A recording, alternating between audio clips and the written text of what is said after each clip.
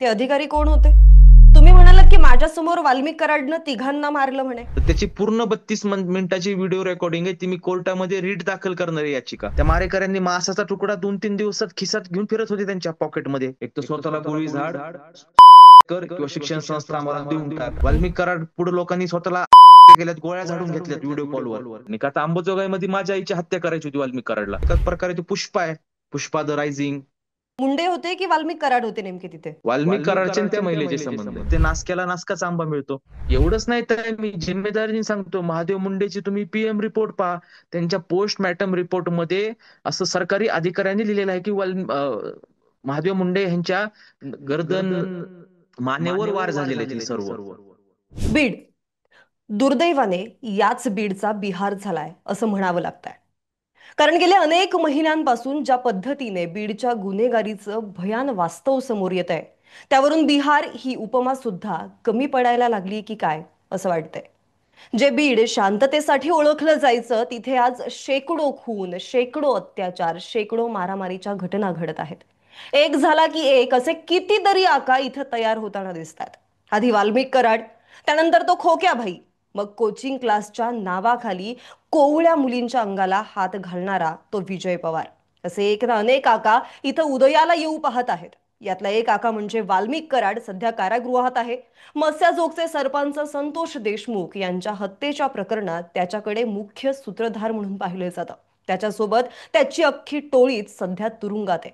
त्यात आता पूर्वी वाल्मिक सोबत काम करणारे वाल्मिकचे जुने सहकारी विजयसिंह बांगर यांनी कराडवरती आणखी धक्कादायक आरोप केलेले आहेत. तेव्हा याच खटक्यावरती बोट ठेवत आजच्या चर्चेत सहभागी झालेले आहेत स्वतः वाल्मिक कराडचे जुने सहकारी विजयसिंह बांगर. बांगरजी नमस्कार, चर्चेमध्ये तुमचं खूप खूप स्वागत आहे. नमस्कार मॅडम. आपल्या चर्चेची सुरुवात करताना माझा पहिला प्रश्न हाच असणार आहे. तुम्ही वाल्मिक कराडचे जुने सहकारी होतात, त्याच्यासोबत तुम्ही काम केलेलं आहे. मात्र मधल्या काही काळामध्ये नेमकं कुठे फाटलं की तुम्ही दोघेही सेपरेट झालात? बरोबर आहे ताई. वाल्मिक कराड आणि मी 2-2.5 वर्ष सोबत आम्ही कार्य केलं. मी राष्ट्रवादी युवकचा जिल्हाध्यक्ष होतो, बीड जिल्हाध्यक्ष. हम्म. तर त्यावेळेस पासून मी वाल्मिक कराड म्हणजे पक्ष संघटनेत वगैरे आम्ही सोबत काम करत होतो. पण ज्यावेळेस मला वाल्मिक कराडचं क्रूर रूप, निष्ठुर रूप, एकदम निर्दयी काळीज असणारं व्यक्तिमत्व जाणवलं, जे की सतत लोकांवर अत्याचार करत आहे. हम्म. आणि काही गोष्टी आपण घेऊन त्याच्या जर तक्रारीवर अधिकाऱ्यांकडे गेलो की वाल्मिक कराडच्या टोळीचे त्याच्या आसपासचे लोक, तर मला त्या उच्च अधिकाऱ्यांनी, जिल्हास्तरीय पोलीस अधिकाऱ्यांनी त्यावेळेसच्या, बरं का, आत्ताच्या नाहीत, हम्म. त्यावेळेसच्या 2-2.5 वर्षापूर्वीच्या सल्ला दिला की तू हम्म. ह्या गोष्टी बाहेर पाडू पण नको आणि भावनिक होऊ नको. वाल्मिक कराड तुझं हात धुवून मागं लागेल तुझ्या, त्याला ह्या गोष्टी कळाल्या तर तुझ्या आई वडिलांची तुझी काळजी घे, तू थोड्या गोष्टी समज, असं मलाच त्यांनी सूचना दिल्या, मलाच सल्ला दिला. हम्म. त्यावेळेस ह्या गोष्टी वाल्मिक कराडला जाणवत होत्या आणि तो मला सारखं सारखं वारंवार सांगत होता, तू कशाला एवढं भावनिक होतो, मी तुझ्याविषयी चांगले, मी तुला भाऊ मानतोय, मी तुला माझ्या मुलासारखं मानतोय. पण मी काल एक रेकॉर्डिंग व्हायरल केली दलित समाजाच्या कुटुंबाविषयी, त्यात वाल्मिक कराड त्यांना सरळ जातीने शिवाय देतोय, हम्म. हम्म. पैशाचा उल्लेख करतोय की तुम्ही माझ्याकडून पैसे घेऊन गेलेले, व्हिडिओ रेकॉर्डिंग आहेत, हे आहेत. म्हणजे तो लोकांना ब्लॅकमेल करत होता. हेच त्याचं चरित्र रूप तेव्हा मी जवळून पाहिलं. हम्म. मी एक जिम्मेदारीने सांगतो ताई की जेवढा वाल्मिक कराड कोणी पाहिला नसेल तेवढा मी जवळून पाहिलेला आहे वाल्मिक कराड. आणि आणि मला म्हणूनच तुम्हाला कळालं होतं प्रश्न की विचारायचा आहे. तुम्ही म्हणताय हं, तुम्ही जवळून वाल्मिक कराडला पाहिलेलं आहे. आम्हाला जितकं कदाचित माहित नसेल, त्याहूनही जास्त तुम्हाला माहिती आहे त्याच्याबद्दल. नेमका वाल्मिक हो. कराड कसा होता? तो विकृत मानसिकतेचा होता. तो दिवसातून 4-5 करोडच्या पुढे खंडणी महाराष्ट्रातून गोळा करत असन. एक तर लोकांना माहितीये की तो बीड जिल्ह्यामध्ये त्याच्या राजकीय पॉवर, त्याचे राजकीय ताकद वापरून इथे त्याची यंत्रणा राबवत होते. पण बीड जिल्ह्याच्या बाहेर पण त्याची महाराष्ट्रात पण यंत्रणा होती. ती अराजकीय यंत्रणेद्वारे ते पूर्ण प्रशासनावर त्याचा महाराष्ट्रातला दबाव होता. वाल्मिक कराड हा व्यक्ती नव्हता, तर तो एका प्रकारची वाल्यावादी म्हणजे विचारसरणी झालती, जशी फासीवाद विचारसरणी आहे, हम्म. तसा हा वाल्मिक कराड होता. ह्याचं भयंकर रूप होतं. हा अजून काय हा संपलेला नाहीये. हा जर अजून पण हा जेलमध्ये आतमध्ये थांबून त्याचं बाहेर नेटवर्क चालवतोय तो. हे अच्छा. प्रशासनाच्या लक्षात यायला पाहिजे. हो. बरं, काय पद्धतीचं नेटवर्क सध्या चालतंय त्याचं जेलमध्ये बसून बाहेर? सध्या काही नाहीये. सध्या त्याच्या मुलाला वगैरे, त्याचा वाल्मिक कराडचा जो मुलगा वगैरे बाहेर आहे, तो हम्म. सोशल मीडिया मधल्या काही लोकांना पैसे पुरवतो की तुम्ही एक वातावरण तयार ठेवा की अण्णा, वाल्मिक अण्णा, king is back, don is back, 25 जूनला बाहेर येणार आहेत, 7 जुलैला वाल्मिक कराड बाहेर येणार आहेत, बरं. 7 जुलैला नाही आले तर पुढच्या 1 महिन्यात बाहेर येणार आहेत, कारण ते वातावरण ठेवायचं. आणि हम्म. वाल्मिक कराड हा फार डोक्याने ह्या गोष्टी करत आहे, त्याला माहिती कोण्या केसमधून सुटणार नाहीत. हम्म. आपला ह्याच्यामध्ये अंतच, आपली राखच बाहेर येणार आहे. त्याच्या आत्म्याला आणि त्याच्या काळजाला माहितीये. पण तो ह्याच्यामुळे ह्या गोष्टी बाहेर वातावरण एक नॅरेटिव्ह सेट करतोय त्याच्या मुलांच्या मार्फत, त्याच्या शूटरच्या मार्फत, की जे काय पीडित आहेत वाल्मिक कराडचे, 1,000 पेक्षा जास्त पीडित ह्या बीड जिल्ह्यात वाल्मिक कराडचे आहेत. म्हणजे कुटुंब आहेत ज्यांनी वाल्मिक कराडनी त्यांचं आर्थिक मानसिक शोषण केलेलं आहे, हम्म. छळ केलेला आहे, मानसिक छळ. ते हम्म. कुटुंब बाहेर पडू नयेत. ते कुटुंब घाबरावा, त्यांच्यावर वाल्मिक कराडचा दबाव राहावा, की वाल्मिक कराड बाहेर आपल्याला सोडणार नाहीये. म्हणून हे वाल्मिक कराड हा नॅरेटिव्ह आतमध्ये थांबून त्याचा नेटवर्क चालू होत आहे अजून पण. आणि बऱ्याच काय काय पीडित कुटुंबाला अजून पण ते गोट्या गीते नावाचा परळीतला जो मोक्का लागलाय, तो हम्म. अजून कुठे परळी पोलिसांना भेटलाय? बरोबर. त्याचा अजून डिटेक्ट झाला नाहीये तो. ते गोट्या गीते सारखे अशा अनेक परळीच्या 8-10 जणांवर मोक्का लावलाय कावत साहेबांनी. मोक्का लावलाय त्याच्याबद्दल एसपी साहेबांचं अभिनंदन. पण ते अजून गटलेत कुठं? त्यांचे अजून सोशल मीडिया अकाउंट चालू आहेत, सोशल मीडियावरून त्यांचे पोस्ट येतात, हे येतात. असं मग हे पीडित कुटुंब घाबरतात ना हो, पुढे येऊ शकत नाहीत. हे नेटवर्क आहे वाल्मिक कराडचं अजून पण. बर. पोलीस अधिकारी मोका लावतात, ठीक आहे, पण त्यानंतर कारवाई होत नाही असं तुमचं म्हणणं आहे? हो, मोक्का लावतात, ते कारवाई करतात, पण अरेस्ट होत नाही. ज्या अरेस्ट होत नाही. गुन्हेगारांना मोक्का का लावला जातो? मोक्का हा ऍक्ट समाजात ठेवायच्या लायकीचे नाहीत हे गुन्हेगार. हे समाजामध्ये ह्यांच्यापासून राष्ट्रीय सुरक्षा संपत्तीला धोका आहे. हम्म. राष्ट्रीय सुरक्षा कायद्या अंतर्गत त्यांच्यावर मोक्का लावला जातो. त्यांना का परळी पोलीस अरेस्ट करीत नाही? आणि मी एवढंच सांगतो, परळी पोलीस अरेस्टच त्यांना करू शकत नाही, कारण त्यांच्या गुन्हेगारीला पाठबळच आहे. गोट्या गीते सारख्या फालतू पोरांना पाठबळ अधिकारी, जुने अधिकारी अडचणीत येणार आहेत. हम्म. ह्याच्यामुळे ह्यांचे सगळ्यांचे लागे बंद आहेत. पण एसपी साहेबांनी पुढाकार घेऊन हे वाल्मिक कराडचं नेटवर्क सर्व मोडून काढलं पाहिजे. सर्व त्याच्या शूटरला, गुरख्यांना अटक करायला पाहिजे. अजूनही कोणाचा तरी वरद हस्त आहे असं वाटतंय का? वाल्मिक कराडचंच वरद असते. आणि वाल्मिक कराडचं मी म्हणलं ना, मी पुढच्या पत्रकार परिषदमध्ये सांगणार आहे. वाल्मिक कराड बीड जिल्ह्यामध्ये त्याच्या असंपत्ती, पैसा, त्याचा राजकीय दबाव, त्याची लोकांवर दादागिरी, त्याच्यावर तो बीड जिल्ह्यावर दादागिरी करत असायचा. पण हम्म. बीड जिल्ह्याच्या बाहेर त्याचं काय नेटवर्क होतं? आज पण त्याचं महाराष्ट्राच्या बाहेर, तुम्ही एक माहिती घ्या. बर. वाल्मिक कराड पासून, विदर्भापासून, पश्चिम महाराष्ट्रापासून तर खानदेशापासून, कोकणातून माणूस जाऊ द्या, हम्म. मराठवाड्यामधला कोणता माणूस जाऊ द्या, त्याचं चांगलं वाईट काही काम असो प्रशासनातलं, तो करून देत असे. ह्याचा अर्थ वाल्मिक कराड हा काय राज्याचा गृहमंत्री होता, राज्याचा उपमुख्यमंत्री होता, का राज्याचा मुख्यमंत्री होता, पण त्याची यंत्रणा का चालत असही? त्याला एका अराजकीय व्यक्तीचा वरद हस्त होता महाराष्ट्रातल्या. आणि तो अराजकीय. कसा ट्रॅप, अराजकीय. बर. कोणावरती निशाणा आहे नेमका तुमचा? हा निशाणा ताई अशा व्यक्तीवर आहे, की त्या हम्म. व्यक्तीचा, मला पहिल्या दिवशी पत्रकार परिषद घेऊ नको म्हणून त्यांनी माझ्यावर कमीत कमी 100 ते 150 अधिकारी, चांगले चांगले बिझनेसमॅन लोक माझ्यावर सोडले, की बाळा बांगर तुमच्या हातपाय जोडतो, पत्रकार परिषद घेऊ नका. बर. आणि घेतली तुमच्या बीड जिल्ह्यातलेच विषय काढा, बाहेरचे विषय काढू नका. म्हणजे हे विचार करा, हे नेटवर्क फार मोठं आहे हे. बर, म्हणजे या खाली आज हा सुद्धा निशाणा, कोणीतरी वेगळा जागा आहे? हो, ह्यांचा वाल्मिक कराडचा सुप्रीमो हा बीड जिल्ह्यातला नाहीये मूळ, हा बीड जिल्ह्याच्या बाहेरचा आहे त्याचा मूळ सुप्रीमो. बर बर बर. म्हणजे धनंजय मुंडेंकडे ज्या पद्धतीने त्यांचा राजीनामा घेण्यात आला सर्वे सर्व. त्याच्या आधारावरती असं म्हटलं गेलं त्यावेळेस, म्हणजे एक प्रकारे अशी चर्चा होती सोशल मीडियामध्ये की वाल्मिक कराडवरती धनंजय मुंडे यांचा वरद हस्त आहे. मात्र तो धनंजय मुंडे ज्या पद्धतीने बीडचे आहेत, तुम्ही म्हणताय की ज्या वाल्मिक कराडचा आका हा बीडच्या बाहेरचा आहे. कसं आहे ताई, वाल्मिक कराडची त्यावेळेसची यंत्रणा, वाल्मिक कराड तत्कालीन पालकमंत्र्याची पाहत होते, त्यांचे ते कार्यकर्ते होते, म्हणून त्यांचा कदाचित राजीनामा घेतला असेल. बर. पण हा बीड जिल्ह्यातल्या ज्या घडामोडी घडल्या, संतोष अण्णा देशमुख यांची निर्घृण हत्या झाली, अजून बीड जिल्ह्यामध्ये, सर्व बीड जिल्ह्याचा बिहार झाला म्हणले, सर्व हम्म. अराजकता बीड जिल्ह्यामध्ये जास्त प्रमाणात वाढले, म्हणून राजीनामा घेतला असेल कदाचित. हम्म. पण वाल्मिक कराड हा बीड जिल्ह्याच्या बाहेर पण त्याची यंत्रणा सक्रिय होती. आणि त्याच्या मागे महाराष्ट्रामध्ये बीड जिल्ह्याच्या बाहेर त्याची यंत्रणा जी राक्षसी वृत्तीची, अराजकता त्याची यंत्रणा बाहेर काम करत असे, त्यावेळेस त्याला एका अराजकीय व्यक्तीचं वरदास्त होतं. आणि ते बीड जिल्ह्यातल्या पण कोणत्या पुढाऱ्यांना त्याला माहित नाहीये, ते मला सर्व सखोलमध्ये माहिती आहे. कोण आहेत मला नेमके, किती कोण आहेत चक्र, ते? म्हणजे काय त्यांचं, तर तुम्ही भले थेट नाव नाही सांगितलं, तुम्ही सांगणार सुद्धा नाहीत, साहजिक आहे.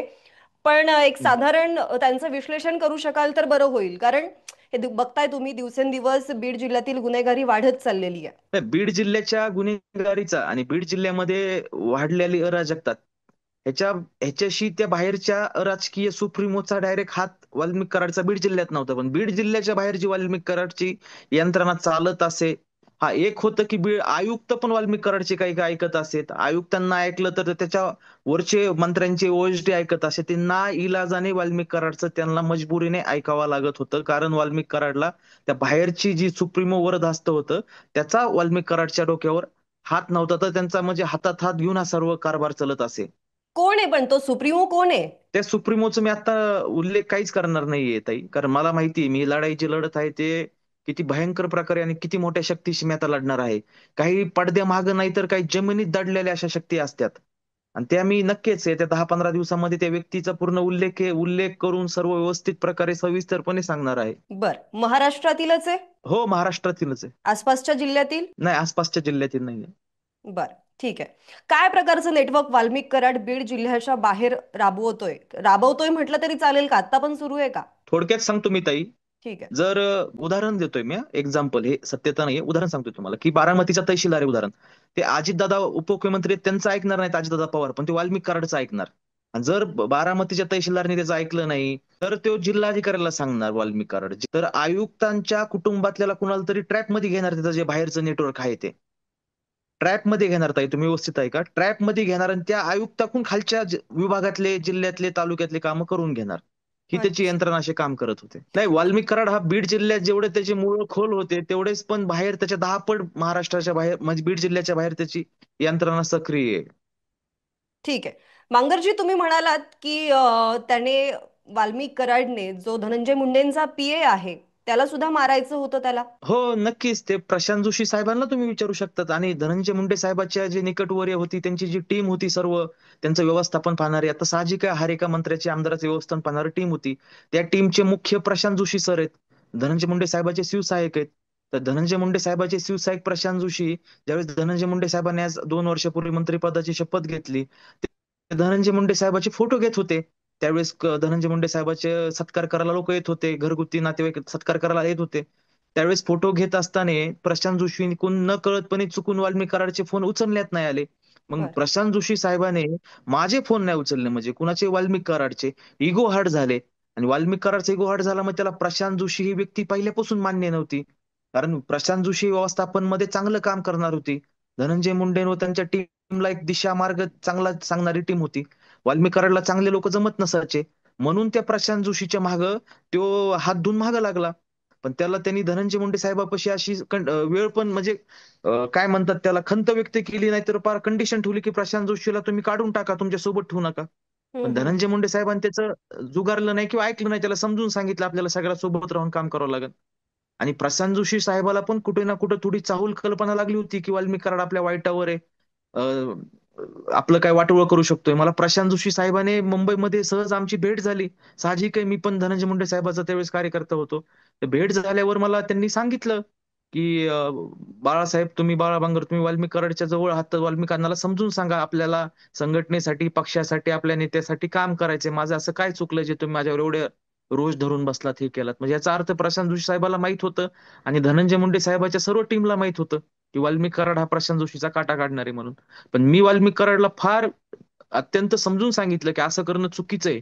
आणि वाल्मिक कराडने माझ्या जवळ मुंबईमध्ये सांगितलं होतं की मी प्रशांत जोशीचा काटा काढणार आहे, त्याचा जीव घेणार आहे. काय काय त्याला मी नेमकं त्यावेळेस 2 महिने, डिस्कशन काय तुम्ही, झालं होतं तुमच्यात? तर तुम्ही आता सांगत होतात की ज्यावेळेस जोशी साहेबांना मारायचं होतं वाल्मिक कराडला किंवा त्यांचा खाटा काढायचा होता, त्यावेळी तुम्ही वाल्मिक कराडला समजावून सांगितलं.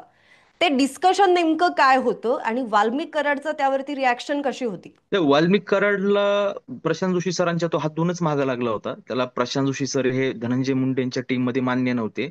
कारण प्रशांत जोशी सर हे धनंजय मुंडेंच्या टीम मध्ये चांगलं काम करत होते. मी जेवढं पाहिलंय तेवढं, म्हणजे त्यांचं कार्य वगैरे चांगलं होतं की धनंजय मुंडे साहेबांचे व्यवस्थापन चांगलं बघत होते. हम्म, आणि धनंजय मुंडे साहेबापाशी चांगला माणूस नको राहायचा.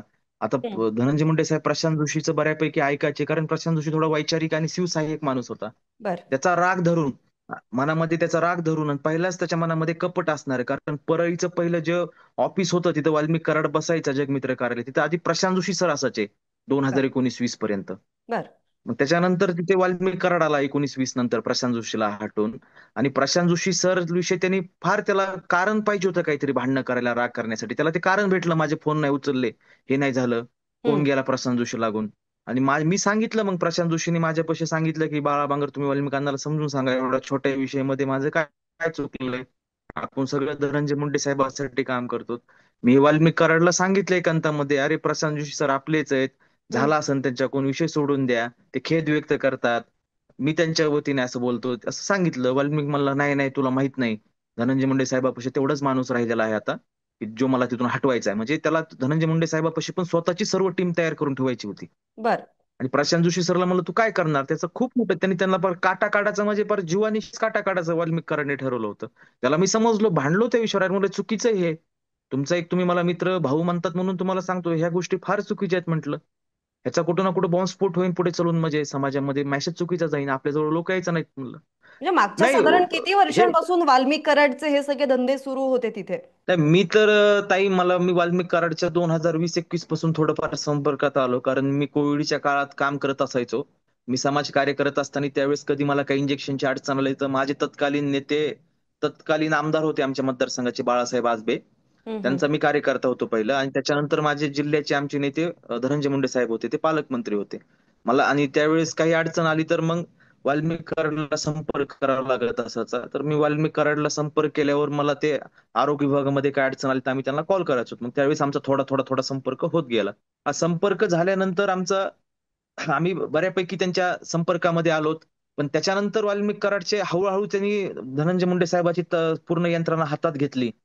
धनंजय मुंडे साहेबावर जे जीवापाड लोक प्रेम करत होते त्यांना बाजूला टाकलं आणि स्वतःचीच एक यंत्रणा, सगळी आसुरी शक्ती धनंजय मुंडे साहेबाच्या आसपास उभा केली. त्याच्यामुळे आज धनंजय मुंडे साहेबांना हा त्रास झाला, कारण हे वाल्मिक कराडने सर्व चांगले लोक बाजूला काढून चुकीचे, ज्यांना बुद्धिमत्ता नाही, त्यांना विचारधारा नाही, विचारसरणी, असे लोक घेतले. वाल्मिक कराड हा पहिल्यापासून आसुरी विचार, आसुरी शक्तीचा, काय म्हणतात, अराजकता विचारधारेचा व्यक्ती होता. पण त्याचे काळे धंदे 2020-21 मध्ये जास्त पटीने वाढले आणि 2022-23 मध्ये तर त्याला अनस्टॉपेबल झाला तो महाराष्ट्रामध्ये. पण हे सगळं होत असताना धनंजय मुंडेंना याची कल्पना नव्हती का, किंवा कधी संशय सुद्धा आला नाही का? नाही, आता एवढं कसं असतं ताई, आता मी धनंजय मुंडे साहेबाचा मी पण कार्यकर्ता होतो, तर त्यांना कदाचित बाळा बांगर काय करतोय त्यांना एवढं डीप मध्ये माहित नसतं. फक्त त्यांना माहिती आहे की बाळा बांगर आपला कार्यकर्ता आहे. तसं कदाचित त्यांना वाल्मिक कराडचं पण एवढं डीप मध्ये काही गोष्टी माहित नव्हत्या, कारण मग मला पण वाल्मिक वाल्मिक कराड कराड, बऱ्याच गोष्टी सांगत. हा, वाल्मिक कराड धनंजय मुंडे यांचा राईट हँड म्हणवला जात होता. मग आपल्या इतक्या जवळचा माणूस, जो माणूस, ज्या माणसाने केलेल्या उपद्व्यापामुळे धनंजय मुंडे यांना राजीनामा द्यावा लागला, म्हणजे तो साहजिकच इतक्या जवळचा हम्म. असणार आहे, बरोबर? मग आपल्या इतक्या जवळचा माणूस अशा पद्धतीची काहीतरी कामं करतोय, हे त्यांना कळू नयेत इतपत गोष्टी तर सेपरेट नसाव्यात? नाही ताई, काही काही गोष्टी अशा आहेत की ते धनंजय मुंडे साहेबाला काय कदाचित वाल्मिक कराडच्या जवळच्या लोकांना पण माहित नसते, आणि ते अत्यंत जवळचे आहेत त्यांच्या. वाल्मिक कराड भावनिक होऊन मला फार गोष्टी सांगायचं, तुम्हाला फार मी त्याच्या जवळ गेलतो. आता ही जी महाराष्ट्राबाहेर त्याची यंत्रणा आहे, ते पण त्याच्या आसपासच्या किंवा त्याच्या त्यावेळेसच्या राजकीय नेत्यांना ही घ्यायची कल्पना पण नव्हती, कारण मला स्वतः वाल्मिक कराड सांगायचा ना की तू हे गोष्टी कुठे बाहेर बोलू नको, धनंजय मुंडे साहेबाला तर चुकून काय गोष्टी सांगू नको. तो धनंजय मुंडे साहेबापासून पण बऱ्याच गोष्टी अंधारात ठेवत होता. ही सत्यता आहे, त्याच्यामध्ये हे नाही. आता धनंजय मुंडे साहेबाला पण वाल्मिक कराडला जवळ करणं हे थोडक्यात महागात पडलं, त्रास झाला ना, कारण मंत्रिपदावरून जावं लागलं, हे झालं. त्यांना या गोष्टीचं कदाचित त्यांनी आत्मपरीक्षण केलं असणार आहे की वाल्मिक कराडला आपण थोडेफार यंत्रणा दिल्यामुळे आपलं नुकसान झालं. बर. तुम्ही म्हणालात की माझ्यासमोर वाल्मिक कराडनं तिघांना मारलं म्हणे. समोर म्हणजे ताई त्याच्यातलं एक उदाहरण सांगतो. समोर म्हणजे ते मला ज्यावेळेस ह्या घटना घडल्या हम्म. त्या वाल्मिक कराडच्या मार्फत घडल्यात, आणि वाल्मिक कराड त्याचा सूत्रधार होता, हे मी त्याच्या समोर मी या गोष्टी पाहिलेल्या आहेत. आता बर. ज्यावेळेस हे खून झाले त्यावेळेस मी काय तिथं प्रथमदर्शनी पाहिला नव्हतो किंवा मी साक्षीदार नव्हतो तिथे. मी साक्षीदार ह्या गोष्टीचा आहे, मी स्पॉट विटनेसचा साक्षीदार नाही, पण ह्या जो कट रचले वाल्मिक कराडने त्याचा मी हा साक्षीदार आहे. आणि असं नाही ते काही जण बरेच म्हणलेत की काल मग हिने अगोदर का नाही सांगितलं. मी बर. तत्कालीन मधल्या पोलीस अधिकाऱ्यांची, ऍडिशनल एसपी, उच्चस्तरीय अधिकारी भेटून ह्यांना सांगितलेले ते विषय. पण तेच वाल्मिक कराडच्या ऑफिसला वाल्मिक कराडला भेटायला येत होते. मग सांग, न्याय मागावं कुठं? बीड जिल्ह्याची परिस्थिती, आणि वाल्मिक कराड मला म्हटलं पण, अरे तू त्या महादेव मुंडे प्रकरणात फार भावनिक झालास, बाहेर निगेटिव्ह चर्चा करतोस. मी मला चर्चा करत नाही म्हणलं, त्याला मारायला नव्हतं पाहिजे म्हटलं. ते मला मी मारलंय म्हणले, तुला काय करायचं कर म्हणले, त्याच्याने माझे वाद पण झाले त्याच्यावर. आणि मला असं नाही ताई, त्यांनी मला फार चक्रवामध्ये घेतलं. माझ्या मागे त्यांनी 1-1.5 वर्षापासून एवढं चक्र रचले, कदाचित तिथे बाळा बांगर नसता तर दुसरा मुलगा टिकला नसता. माझी मानसिकता स्ट्रॉंग होती, मी मजबूत होतो विचारधारेने, म्हणून टिकलो मी. माझी विल पॉवर चांगले होते, दुसऱ्याचं टिकण्याचं कारणच नाही. आणि जे बाकीचे 2 मर्डर आहेत त्याचे पण प्लॅनिंग वाल्मिक कराड. असा फोन, वाल्मिक कराडचा एक फार घाण स्वभाव होता, ते कुणापाशी पण फोनवर घेऊन असा बोलत असे, हम्म. चौकात बसल्यावर आपल्या ऑफिसला बसून काही बडबड करत असे, गाडीत पण बडबड करत असे फोनवर. आणि वाल्मिक कराडच्या जवळच्या आणि काय परळीच्या लोकांना माहितीये वाल्मिक कराडच्या नातेवाईकांनी वाल्मिक कराडनी हा मर्डर केलेला आहे म्हणून, महादेव मुंडेचा. एवढंच नाही तर मी जिम्मेदारीने सांगतो, महादेव मुंडेची तुम्ही पीएम रिपोर्ट पहा. त्यांच्या पोस्टमॉर्टम रिपोर्ट मध्ये असं सरकारी अधिकाऱ्यांनी लिहिलेलं आहे की महादेव मुंडे यांच्या गर्दन, मानेवर वार झालेले आहेत हे सर्व. आणि त्यांचा मांसाचा जे मारेकरी होते, त्या मारेकऱ्यांनी मांसाचा तुकडा 2-3 दिवसात खिसात घेऊन फिरत होते त्यांच्या पॉकेटमध्ये. आणि त्याचं रक्त, त्याचा मांसाचा तुकडा वाल्मी कराडला दाखवला. वाल्मी कराड म्हणला, हे बघ त्याच्या मांसाचा तुकडा आहे, तुला कुठं घेऊन जायचं ते घेऊन जा, दाखव कुणाला दाखवायचं आहे ते. मी दाखविलं त्यावेळेस एसपीला, म्हणलं तिथं अशा अशा गोष्टी ठेवलेल्या आहेत म्हटलं, पण आपण करू काय ताई. त्यावेळेस सगळी यंत्रणा वाल्मी कराडचे पायापाशी होती ना. सर्व एसपी कलेक्टरच वाल्मी कराडचे होते. माझ्यापेक्षा माझ्या कुटुंबाला जीवाला धोका होता. तरी मी त्याच्याशी फार लढलोय ताई. मी काय सांगू तुम्हाला त्या शब्दाने. तुमच्या कुटुंबाला सुद्धा त्रास झाला असा तुम्ही आरोप केलेला आहे, नेमकं काय झालं होतं? हो ताई, माझ्या आईला पहाटे अटक केली. मी 30 सप्टेंबरला, मला त्यांनी शेवटचा टाइम लाईन दिलता की 30 सप्टेंबरच्या आत, 30 सप्टेंबर 2024च्या आत कळव.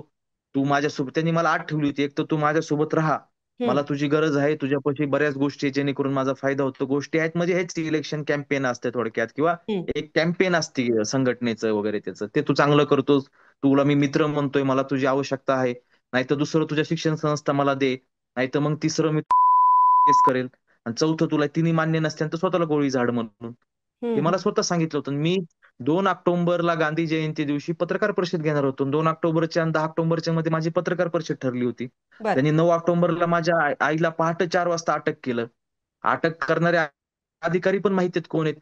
आणि अटक पण अशा गुन्ह्यात केलं की महिलेला रात्रीच्याला, सूर्य न उजडता अटक करता येतं का 65 वर्षाच्या नाही, नाही महिलेला? येत करता. अटक केल्यानंतर यांनी 8 तासांनी एफ आय आर लिहिला. पुन्हा अटक केल्यानंतर पाडोदा पोलीस स्टेशनला माझ्या आईला नेण्यात आलं. तिथून लगेच आईला बीडला हलवण्यात आलं, का त्यांची तब्येत खराब आहे. आणि हं, बीडून सिव्हिल हॉस्पिटलला ऍडमिट केलं बीडच्या. हं, आणि तिथून पुन्हा लगेच अंबाजोगाईला न्यायचं सांगितलं वाल्मिक कराडने, का आता अंबाजोगाईमध्ये माझ्या आईची हत्या करायची होती वाल्मिक कराडला. आणि सत्य, त्यावेळेसचे सीएस डॉक्टर अशोक थोरात यांनी सत्तेची बाजू ओढली, माझ्या आईच्या बाजूने थांबले. त्यांचा बीपी वाढलाय म्हणले आणि त्यांनी नकार दिला, म्हणले आमच्यापाशी सगळ्या सुविधा आहेत, अंबाजोगाई शासकीय रुग्णालयात न्यायची आवश्यकता नाहीये. तुम्ही हं, त्या दिवशीचे वाल्मिक कराडचे सगळे कॉल डिटेल्स काढू शकतात, 9, 10, 11 ऑक्टोबरचे. माझ्या आईने मला फोन केला, तिथं वाल्मिक कराडने मला फोन केला अगोदर, माझ्या मित्राच्या संपर्कात येत्या एका अधिकाऱ्याला मध्ये घालून, बाळा बांगर तुझ्या आईला अटक केलंय, एक तर स्वतःला गोळी झाड कर, किंवा शिक्षण संस्था आम्हाला देऊन टाक. मी माझ्या आईला तिकून फोन लावला, माझा मावस भाऊ तिथे होता. माझ्या आईला म्हटलं, आई आपल्यावर वेळ आलेली आहे, काही झालं तरी म्हणलं 100 वर्ष पण मध्ये राहायची वेळ आली तर हरकत नाही, पण ह्या अराजकते पुढे, ह्या गुंडशाही पुढे आपण झुकायचं नाही. माझ्या आई म्हणली, लेकरा तू बिंदास लढत राहा, मी ठाम आहे इथं. हे दिवस मी पाहिलेले, त्या वाल्मिक कराड पुढे मी झुकलेलं नाही येत. हं. वाल्मिक कराड पुढे लोकांनी केल्यात, गोळ्या झाडून घेतल्यात व्हिडिओ कॉलवर. हे सगळ्या परळीमध्ये वाल्मिक कराडच्या टीम मधल्या लोकांना माहिती आहे. हा तर त्रास दिलास, तुमच्या आईला जेलमध्ये टाकलं, तुम्हाला स्वतःला गोळ्या झाडून हम्म. घेण्याची धमकी दिली. आणखी हम्म. काय पद्धतीने वाल्मिक कराड किंवा त्याची एकंदरीतच टीम तुम्हाला त्रास देतीये? आत्ता सुद्धा देतीये? नाही नाही, आता त्याची जी बीड जिल्ह्याची बाहेरची यंत्रणा आहे ना, ती माझ्यावर दबाव आणायला पाहते, पण मी त्यांना झुकरत नाहीये, कारण एवढ्या मोठ्या वाल्मिक कराड राक्षसी पुढे मी कधी झुकलो नाहीये. आणि वाल्मिक कराड हा आतून अत्यंत भेकड प्राणी होता. त्याला तो कधी बॉडीगार्ड शिवाय फिरत नव्हता. फक्त तो जो ही दादागिरीन ताकद करत होता ना, त्याला भडवीगिरी म्हणतात, हे पोलीस प्रशासन आणि शासकीय अधिकाऱ्यांच्या जोरावर करत होता. त्याचे हं, हं. प्रशासनाशी चांगले त्याचे संबंध होते. आणि असं नव्हतं, तो सत्तेत असताना नसताना त्याचं वैयक्तिक ते अधिकारी, त्याचे बीड जिल्ह्यामध्ये त्याच्या मर्जीतले अधिकारी आणून तो गोरगरीब काय चांगल्या प्रस्थापित लोकांवर दादागिरी करत असे. वाल्मिक कराडने तुम्हाला खूप साऱ्या भावनिक होऊन गोष्टी सांगितलेल्या आहेत, असा तुम्ही उल्लेख केला. हो, याच गोष्टीमध्ये माझ्यापाशी रेकॉर्डिंग मी मागून मागून त्याला मित्र मानत नव्हतो. 2023च्या डिसेंबर-नोव्हेंबर महादेव मुंडे प्रकरण झालं, हं, आणि त्याच्या अगोदर एक घटना घडली, त्याच्यानंतर एक घटना घडली. मी डिसेंबर 2023 पासून त्याच्यासोबत, मी त्याच्यानंतर 3-4 महिने राहिलो. म्हणजे हं. मी त्याच्याकडे जात नव्हतो, तोच माझ्याकडे येत होता. गोष्टी मी त्याला टाळीत होतो वाल्मिक कराडला. पण त्यांनी मला अत्यंत ते भावनिक व्हायचा, कारण त्याच्या आयुष्य जसं लहानपणीपासून त्यांनी, त्याच्या नजरेत त्याचं जीवन संघर्षमय होतं, त्रासदायक होतं. हं. त्यांनी त्या गोष्टी सर्व मला सांगितलेल्या आहेत. तो कसा बांधला, एका प्रकारे तो पुष्पा आहे, पुष्पा द रायझिंग. छत्रपती शिवाजी महाराजांच्या टॅटूचं नेमकं काय प्रकरण आहे? वाल्मिक कराडला छत्रपती शिवाजी महाराज हे कधी माहित पण नव्हते. फक्त त्यांनी कधी पाहिले असतील तर पुतळे पाहिले असतील महाराजांचे, कधी पाहिले असतील तर फोटो पाहिले असतील. मला म्हणायचं, अरे तू हातावर कशाला टॅटू काढलाय, कशाला गोंदलय तू हातावर, ते खोडून टाक, काढून टाक. ठीक आहे, माझ्या हातावर टॅटू आहे, आणि तो माझ्या मी म्हणजे कॉलेज वयामध्येच काढलेला आहे. तर तो मला सांगायचा तू महाराजांचा टॅटू काढून टाक. मी म्हणा सर मी शिवभक्त आहे. त्याला एक दोन वेळेस ऐकलं, तिसऱ्या वेळेस म्हणलं तुम्ही शिवाजी महाराजांचा उल्लेख करत जाऊ नका. आणि मला मुंबईमध्ये बोलून एका महिलेच्या मार्फत तो समोर बसलाय, ती महिला समोर बसली आणि मला धमकी दिली ते महिलेने केस करून. म्हणलं करून टाक, तुझे माझे सीडीआर नाही, तुला माझे काही संबंध नाहीयेत. संबंध नाही, सीडीआर नाहीये, तुझा माझा कॉन्टॅक्ट नाहीये, तर मला काय भीती आहे म्हटलं. अशी खूप केस कोण घेऊ शकतंय म्हटलं. फाईव्ह स्टार तर हॉटेल मधला त्यावेळेस ती हा सगळा महिला पण प्रकार आहे? हा एका फाईव्ह स्टार हॉटेल मधला प्रकार आहे मुंबईमधला. बर. कोण होती ती महिला, किंवा नेमकं ती चर्चा काय झाली होती आणि त्यानंतर मग तुम्हाला अशा पद्धतीने धमकी देण्यात आली? त्यांनी ती महिला समोर बसवली कारण तो आधी मलाच लोकांजवळ बलात्काराच्या धमक्याची निरोप देत होता, पण मी काय त्याला सिरियस घेत नव्हतो. पण त्यांनी त्या मला तिथे बोलून महिलांच्या मार्फत धमकी दिली. त्याच्या आधीच मुंबईच्या भेटीच्या अगोदर माझ्या वडिलांवर मार्केट कमिटीचा खोटा एफ-आय-आर दाखल केलता. हम्म. तर त्या माझ्या वडिलांवर एक खोटी केस दाखल केल्यामुळे त्यांनी मला मिटवण्यासाठी बोललेलं की ती केस मी केलेली नाहीये, हम्म. आमच्या आजूबाजूच्या नेत्यांनी केली, तुझ्या तालुक्यातल्या जिल्ह्यातल्या परिसरातल्या नेत्यांनी केली असं सांगायला लागला. पण ती केस वाल्मिक कराडनी आणि त्याच्यासोबतच्या अधिकाऱ्यांनीच केलेली आहे. तर त्यावेळेस ती महिला तिथे होती ना, तर ती महिला मला सांगू राहिली की तू अण्णाशी मिटून घे, तुला अण्णा मुलगा मानतेत, असं करतात. आणि ताई मी हे खोटं बोलत नाही. तिथं आमचं 32 मिनिटाचा झालेला संवाद, ह्याच्या माझ्यापाशी व्हिडिओ रेकॉर्डिंग आहेत. आज हे वाल्मिक कराडचे भक्त आहेत, त्याला काही दुसरंच वळण देतात, खोटं बोलतात आमच्याविषयी. तर त्याची पूर्ण 32 मिनिटाची व्हिडिओ रेकॉर्डिंग आहे. ती मी कोर्टामध्ये रीट दाखल करणार आहे, याचिका. आणि कोर्टामध्ये ती रेकॉर्डिंग दाखल करणार आहे मी त्यावेळेस. वाटलं तर मीडियाला पण देऊन टाकणार आहे. फक्त त्याच्यामध्ये ती महिला आहे म्हणून आपण एखाद्या महिलेला एक्सपोज नको करायचं. आपल्याला मर्यादा आहेत, त्यांनी लाजा सोडल्यामुळे आपण लाजा सोडायचा नको. म्हणून हा विषय आहे, बाकी काही नाही. बर, ती महिला कुठल्या क्षेत्रातली आहे, किंवा याच्या बाहेरचीच आहे असं काही? नाही, ती अराजकीय महिला आहे कदाचित, असं माझं नंतर म्हणजे त्या तुम्ही घटनेनंतर पहिल्यांदाच माझं काय बघितलं मी होतं कधी तिला? हो हो हो. आणि मुंडेंचे तिथे आणि म्हणजे तिचे काय मी संबंध होते? मुंडे होते की वाल्मिक कराड होते नेमके तिथे? नाही नाही नाही, धनंजय मुंडे साहेबाचा आणि त्या घटनेचा काही संबंध नाहीये. बर. आणि वाल्मिक कराड त्या होते. महिलेचा आणि धनंजय मुंडे साहेबाचा पण काही संबंध नाही. उगं खोटं बोलण्यात आणि कुणाचं नाव जोडण्यात अर्थ नाहीये, कारण वरून देव ईश्वर आपले कर्म बघत असतात सर्व गोष्टी. वाल्मिक कराडचे आणि त्या महिलेचे संबंध आहेत. बर, आणि मला त्यांचे माहित होतं दोघांचे की संबंध होते. वाल्मिक कराडचे आणि महिले हा त्या दोघांचे संबंध आहेत म्हणून हे मला माहित होतं, ओळख आहे, त्यांचे कॉन्टॅक्ट आहेत वगैरे. पण ते मला ब्लॅकमेल करते असं मला वाटलं नव्हतं. पण मी त्या महिलेला पण वाल्मिक कराड समोर म्हणलं की खोटा एफ-आय-आर होत नसतो, तुझा माझा काही संबंध नाही, सीडीआर नाहीयेत काय, कुठे कुठं भेटीचे व्हिडिओ दाखव किंवा आपली कुठे भेट झाली ते दाखव, असं खोटं काय करायला लागलं. धमकी ती महिला पण मला म्हटली की तुझा हात तोडतो म्हणले, शिवाजी महाराजा छत्रपती शिवाजी महाराजाचा टॅटू आहे ना, तो हम्म. हात तोडून म्हणले तुझ्या पाडोदा गावात तालुक्यात तुझ्या घराबाहेर लटकीतून. असे मी म्हणलं ठीक आहे, जे करायचे कर म्हणलं. मी नकार दिला त्यांना, त्यांच्या ऍक्सेप्ट त्यांचं पूर्ण प्रपोजल रिजेक्ट केलं, मी तिथून निघून गेलो. बर. बांगरजी, तुम्ही 3 मर्डर विषयी बोललात की त्या स्पॉटचे तुम्ही साक्षीदार नसलात तरी ते 3 मर्डर कोणाचे होते हे तुम्ही सांगू शकाल का? एक तर सांगितलं तुम्ही मुंडेंचा होता, महादेव मुंडेंचा. हा, आणि एक हे संतोष अण्णा देशमुखचा. हा कट सुद्धा संतोष तुमच्या अण्णा समोरच देशमुखचं रचला पण गेला होता? माझ्या समोर नव्हता रचला, पण मला बघा हे तुम्हाला सांगतो, मला 5:30 आणि 6च्या दरम्यान मी दिल्लीमध्ये होतो. हम्म. त्यावेळेस वाल्मिक कराडचा तिथे मला फोन आलता आणि त्यांनी हम्म. सांगितलं होतं 9 डिसेंबर 2024 रोजी 5:30-6च्या दरम्यान हम्म. की तुझाच एक सरपंच आम्ही परिषद मधला मित्र मारलेला आहे, तुमचा सरपंच परिषद खल्लास बाळा बांगर, मी तुला 302 आणि एमपीडी मध्ये गुन्हा टाकणार आहे. आणि त्याच्या 10-12 दिवस आधीच, त्या घटनेच्या 5-6 दिवस आधीच त्यांनी माझ्या नातेवाईकाला वाल्मिक कराडने फोन करू करू सांगितलं होतं बाळा बांगरला 302 मध्ये गुंतवणार आहे, 302 मध्ये टाकणार आहे. आणि हे मी माझी साक्ष मी कोर्टात रीट दाखल करणार आहे याचिका ह्याच्यावर. ही खरी घटना आहे. म्हणजे दोन गोष्टीचे तर मी वाल्मिक कराडने हे पण माझ्या म्हणजे मी स्पॉटला नसतो, मी दिल्लीमध्ये होतो, पण घटनेच्या संतोष अण्णा देशमुख यांची 6:30-7च्या दरम्यान डेड बॉडी सापडली 9 डिसेंबरला. आणि मला हा 1 तास अगोदर फोन करून सांगतोय तुला 302 मध्ये अडकणार आहे. आणि ती घटना पण बघा, संतोष अण्णा देशमुख हत्या झाल्यानंतर पोलिसांनी 24 तास एफ-आय-आर घेतला नाही त्या घटनेचा. हम्म. कारण पोलिसांना अज्ञात म्हणून एफ-आय-आर घ्यायचा होता आणि तपासामध्ये बाळा बांगरला आरोपी म्हणून निष्पन्न करायचं होतं संतोष अण्णा देशमुखच्या खुनामध्ये.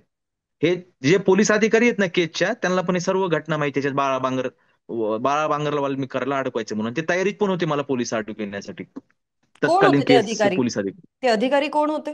नाही, आता जे कोण होते त्यावेळेस तत्कालीन पोलीस अधिकारी, केसचे पी-आय, कोण वाल्मिक कराडचे तिथे मर्जीतले असणारे अधिकारी, हम्म. जेच तेच पोलीस अधिकारी ते वाल्मिक कराड सोबत संतोष अण्णा देशमुखच्या खुनाच्या सहभागात सामील होते, मीटिंग मध्ये, प्लॅनिंग मध्ये. ते व्हिडिओ व्हायरल झालेले आहेत ना. हम्म. हम्म. हम्म. माझा एक शेवटचा हो. प्रश्न असा असेल, बरेच दिवस झाले, आत्ता बाळा बांगर समोर का आलेत? आत्ता त्यांनी पत्रकार परिषद घ्यावी आणि हे सगळं सांगावं असं त्यांना का वाटलं? नेमकं आत्ता काय घडलं? बरोबर येत आहे, तुम्ही खूप छान प्रश्न विचारला. ताई प्रश्नाचं उत्तर असं आहे की ताई माझी बेल ही एप्रिलच्या तिसऱ्या आठवड्यामध्ये झाली 2025ला. मी बेलमध्ये आल्यानंतर मी संतोष अण्णा देशमुख यांचं गाव मसाजोग इथे भेटायला गेलो.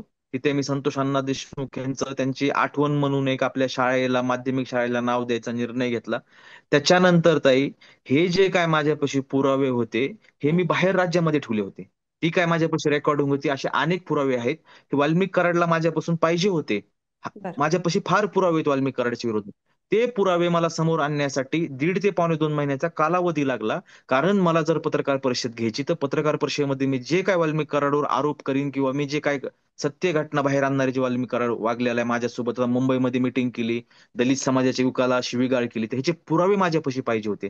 आणि हे पुरावे मला आता 25 ते 24 जूनला माझ्या हाती लागले. आणि बरं. ते हाती लागल्यानंतर मी पुढच्या 5-6 दिवसात पत्रकार परिषद घ्यायचं ठरवलं म्हणून मी काल पत्रकार परिषद घेतली. अच्छा. आणि ठीक मी आहे. बेलवर येऊन मला 2 पावणे 2 महिने झालेत मी बेलवर आलेलो होतो. ओके, मी पुन्हा एकदा तुमच्याकडे येतेच. मात्र मगाशी तुम्ही म्हणालात की ज्यावेळेस मस्साजोगचे सरपंच संतोष देशमुख यांची हत्या झाली होती, त्या हत्येच्या आधी एक तास तुम्हाला तुमच्यावरती खोट्या केसेस दाखल करण्याची धमकी दिली गेली आणि 24 तास FIR नोंदवली गेली नाही, बरोबर? बरोबर.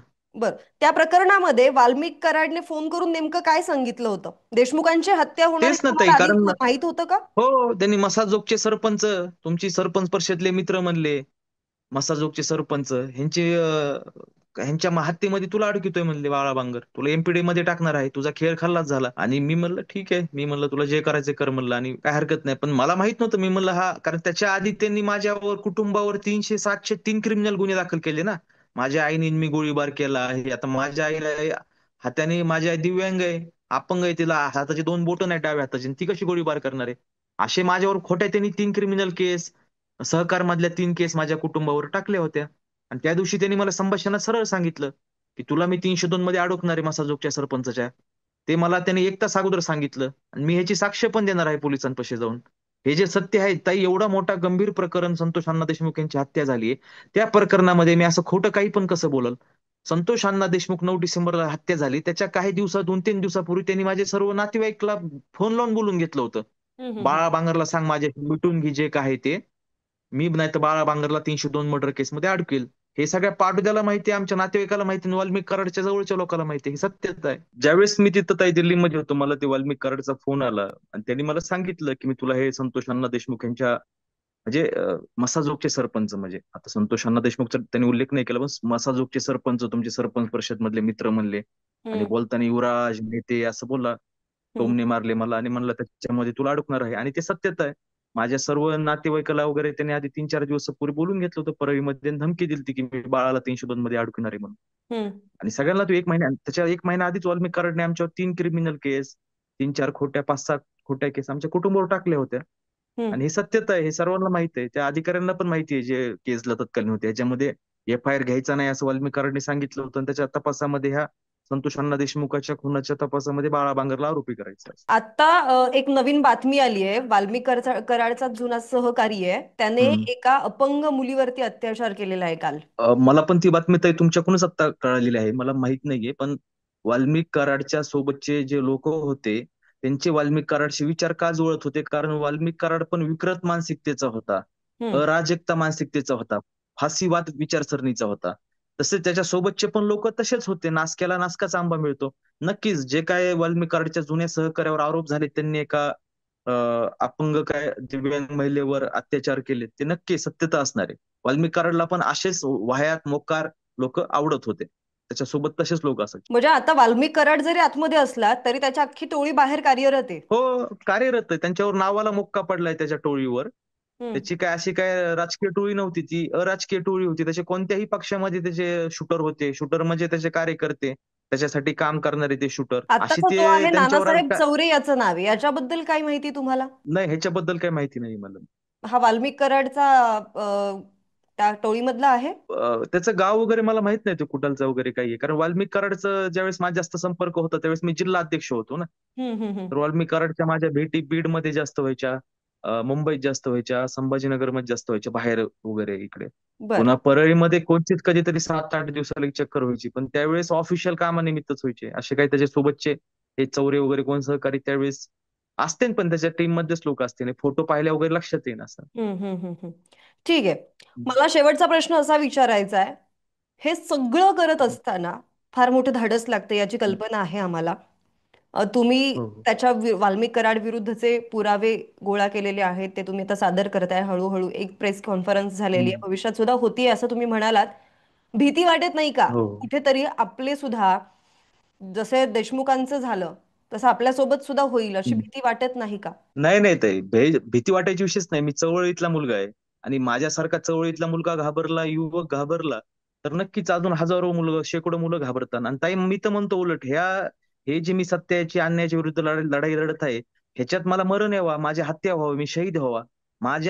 मी मेल्यानंतर माझ्या रक्ताच्या एका एका थेंबामधून एक एक हजार मुलं उभा राहतील, रस्त्यावर येतील, तसे लाखो मुलं येऊन रस्त्यावर उतरतील, आणि ते एका एका रक्ताच्या थेंबातून क्रांती येईल, आणि अन्यायाच्या लढाईच्या विरुद्धची लढाई अजून तीव्र होईल ताई. घाबरून जमणार नाही ताई. चांगल्या कामात मरण आलं तरी ते पुण्याचं मरण आहे. जे काही पुरावे असतील ते तुम्ही समोर आणालच.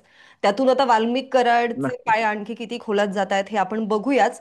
मात्र चर्चेच्या शेवटी प्रेक्षकांना माझी विनंती असेल, ही सगळी चर्चा ऐकल्यानंतर या चर्चेबद्दल तुम्हाला नेमकं काय वाटतंय कमेंटमध्ये नक्की सांगा.